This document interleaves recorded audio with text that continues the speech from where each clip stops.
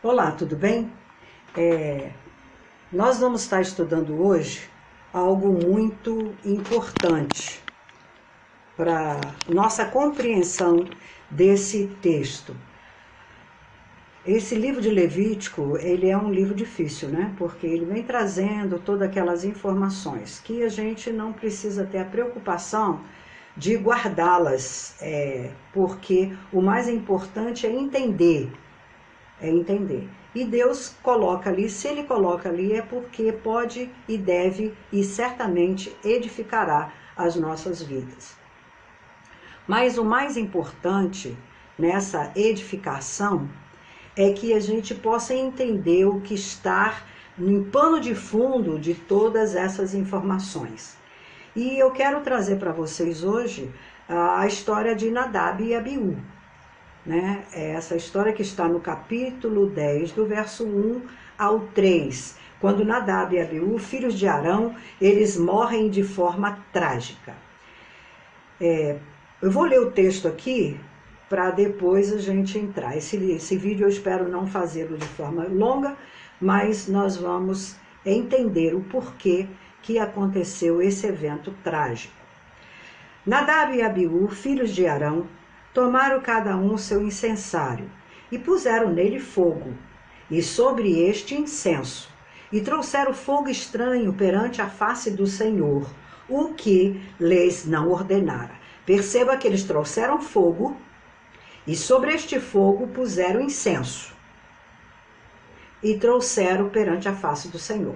Então saiu fogo de diante do Senhor, e os consumiu, e morreram perante o Senhor. E falou Moisés a Arão: isso é o que o Senhor diz: mostrarei a minha santidade naqueles que chegarem a mim, e serei glorificado diante de todo o povo. Porém, Arão se calou. Imagine a tristeza de um pai ao ver agora os seus filhos mortos por algo que Deus falou que seria bênção para todo o povo. Mas para que a gente possa entender por que isso aconteceu, nós temos que dar uma olhadinha no capítulo 8. O capítulo 8, se você pegar a sua Bíblia aí de Levítico, vai dizer que Arão e seus filhos, eles separaram 7 dias para uma consagração completa. Imagine, a gente vem lendo, o tabernáculo foi feito, todos os utensílios, com muito esmero, com muito cuidado, para que tudo fosse bem organizado. E os sacerdotes, a roupa dos sacerdotes foi toda preparada, aquelas pedras que representava, cada pedra representava uma tribo do povo de Israel, no peito de Arão. Então agora no capítulo 8 ele vai se consagrar, eles vão se preparar. Por quê? Agora diz a palavra de Deus no capítulo 9, verso 4, que o Senhor se manifestaria.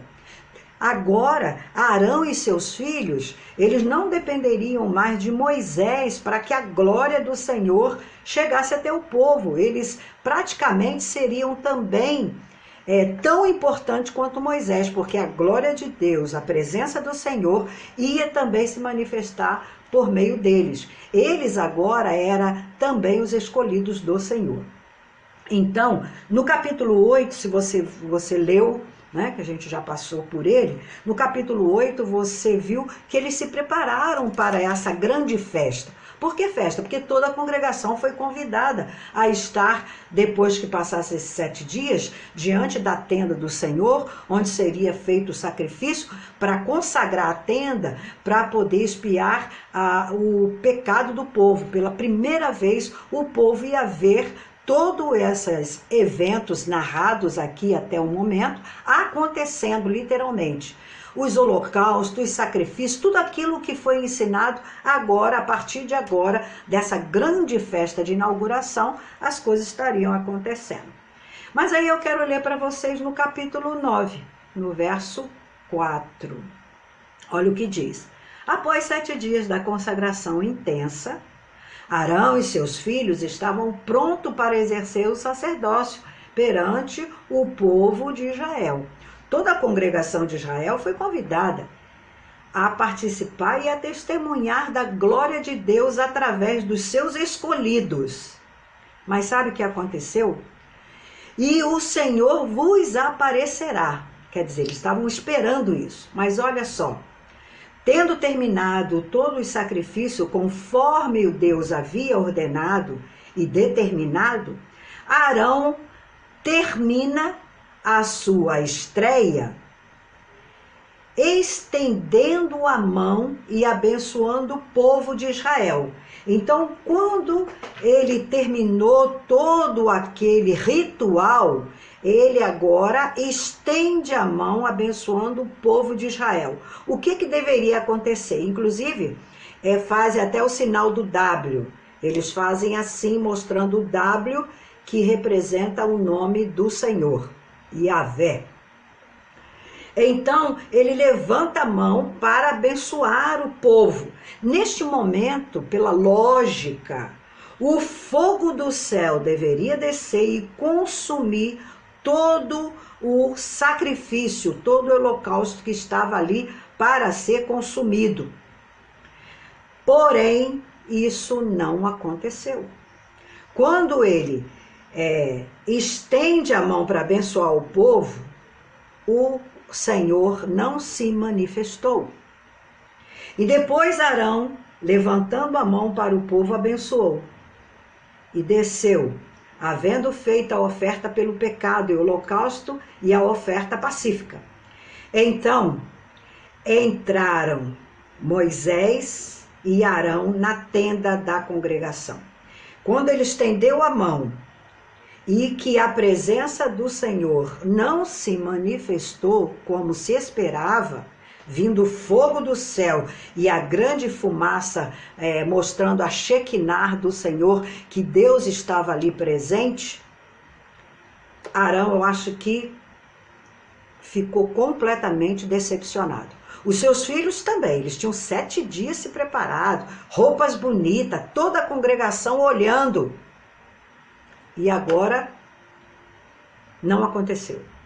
Provavelmente Moisés, vendo a situação, se chegou a Arão, ou Arão chamou Moisés, e ambos foram dentro da tenda. Você assistiu os vídeos do Tiago, que é aqueles vídeos que eu coloquei no nosso grupo? Se você não assistiu, dá uma olhada, que você vai aprender muito sobre a importância do tabernáculo, mostrando a graça de Deus, apontando para Jesus, mostrando a situação do homem e a situação da humanidade. Então, se você não assistiu, você está perdendo, deve assistir, porque são coisas assim que vale a pena. Eu coloquei ali porque tem tudo a ver com o nosso estudo, tá certo?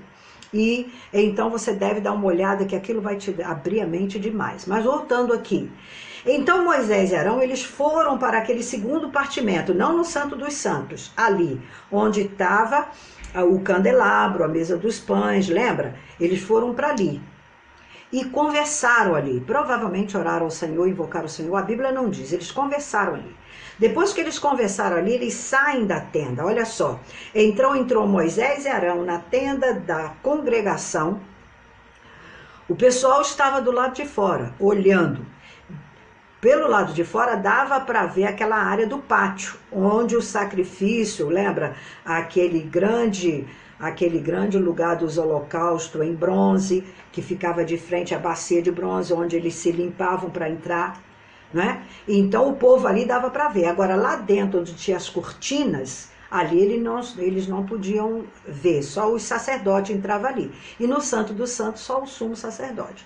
Então Moisés e Arão entraram ali. E eles lá conversaram, oraram ao Senhor, a gente não sabe, porque a Bíblia não diz o que eles fizeram lá.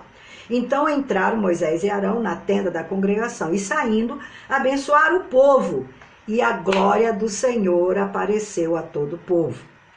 E eis que saindo fogo de diante do Senhor, quer dizer, toda aquela fumaça da Shekinah do Senhor apareceu, e saindo fogo consumiu o holocausto e a gordura sobre o altar, o que vendo o povo jubilou e prostrou-se sobre o rosto.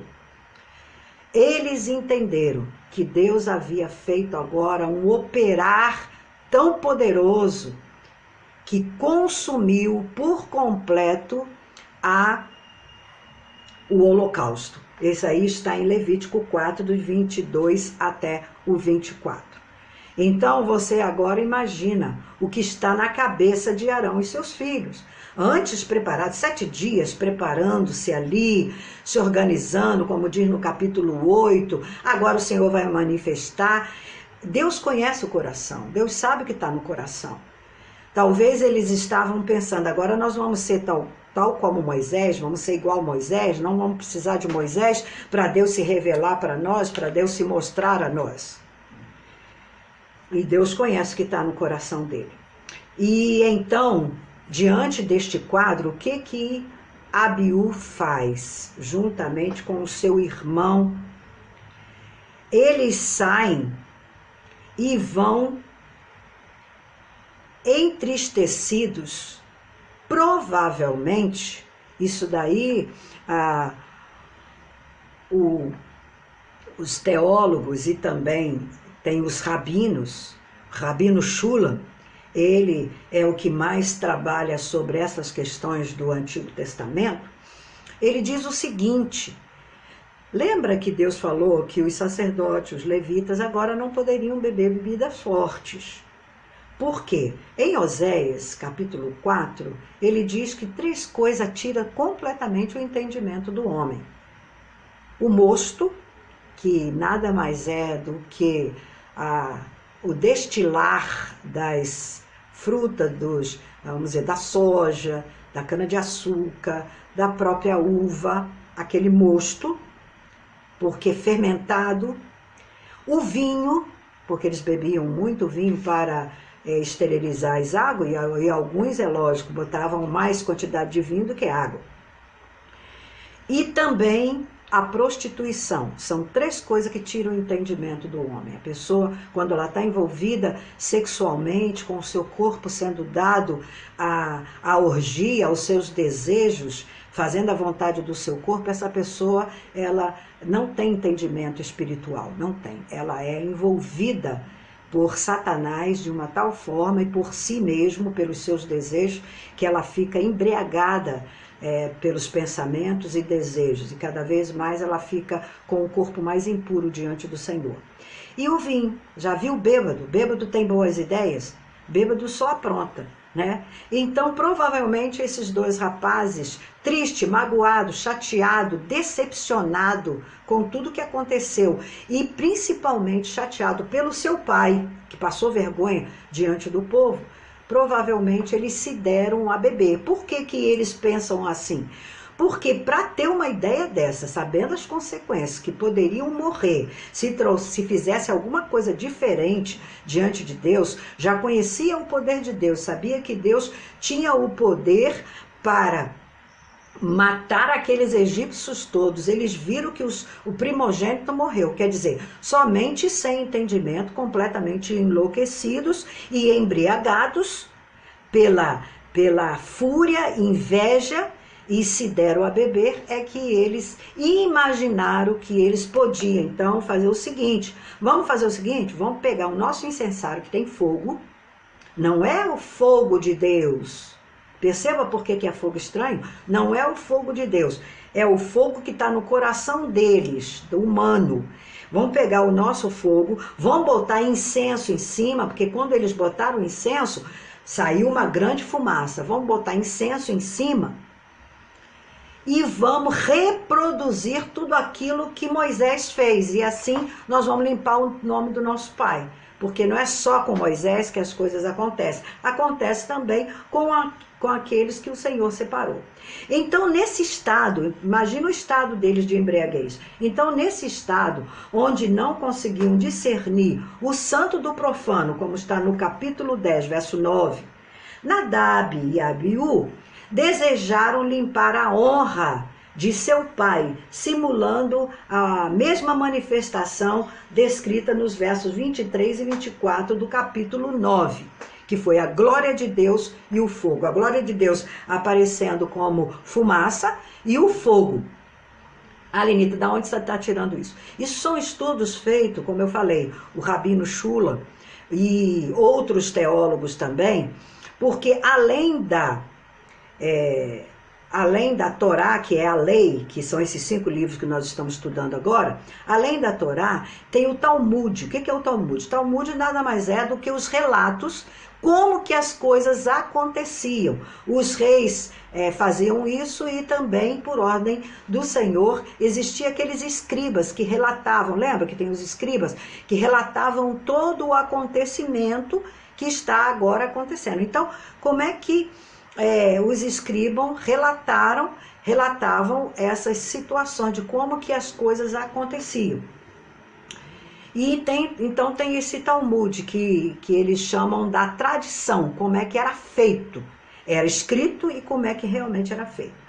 Trouxeram então o fogo de outro lugar, quer dizer, não foi o fogo do céu que desceu, do meio daquela fumaça, foi o fogo trazido deles. Não o fogo de Deus. Imitaram a Shekinah, a fumaça, lembra que eles jogaram incenso? Desejando mostrar que eram capazes de terem a mesma manifestação sem depender de Moisés. Ali tinha ciúme, inveja, e Deus conhecia o coração deles. Naqueles 7 dias que eles estavam se purificando, purificaram o seu exterior, mas esqueceram de purificar o interior. O fogo estranho que trouxeram foi fogo que ardeu em seus corações, na busca por reconhecimento, honra pessoal e própria.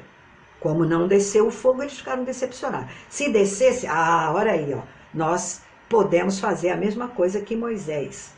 O povo de Israel se orgulhariam deles. E o zelos estabelecido para o seu próprio nome e para o do seu pai. E não o nome de Deus. E não o nome de Deus. Nós vamos ver que um fato parecido vai acontecer com Moisés, quando Moisés fere a rocha. Mais à frente, quando a gente lê que Moisés fere a rocha para sair água. E Moisés fala assim, vocês não querem água? Então tome a água que eu estou te dando. E aí, por causa disso, Moisés não entra na terra prometida, porque ele ali não honrou o nome do Senhor. Isso é muito sério. E a gente, infelizmente, esse texto ele está tão atual, gente, que a gente vê hoje, nas nossas igrejas, pessoas tentando reproduzir a glória de Deus. Lembra que esses grupos ficam cantando, repetindo, ministrando, para que você sinta o poder de Deus ali, quando é Deus que tem que fazer isso em você. Não cabe, não é pela letra, eles são apenas usados, mas não é pela letra, não é pela música que eles estão tocando. De repente, se fosse uma música até sem instrumento nenhum, sem tanta repetição, você receberia mais a glória de Deus do que aqueles corações que algumas vezes, nem todos, muita gente está santificada e purificada diante do Senhor, mas alguns estão ali para aparecer. E algumas pregações também. Pessoas gritam, fazem de tudo para mostrar que o Espírito do Senhor está nele, quando na verdade é apenas um fogo estranho. É um fogo do homem, do coração, da inveja, da intrepidez, do orgulho, da insensatez.